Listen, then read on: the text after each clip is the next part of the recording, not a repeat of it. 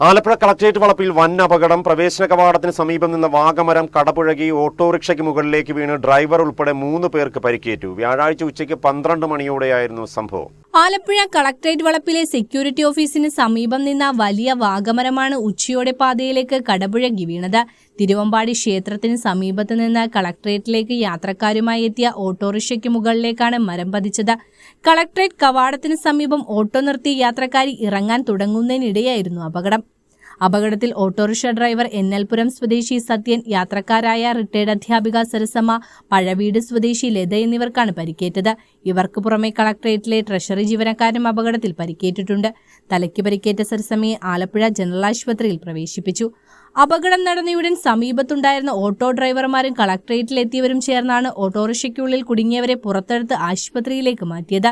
തുടർന്ന് സ്ഥലത്തെത്തിയ അഗ്നിരക്ഷാ സേനാംഗങ്ങൾ മരത്തിന്റെ ശിഖരങ്ങൾ മുറിച്ചുമാറ്റിയാണ് റോഡിലെ ഗതാഗത തടസ്സം പൂർണ്ണമായും മാറ്റിയത്.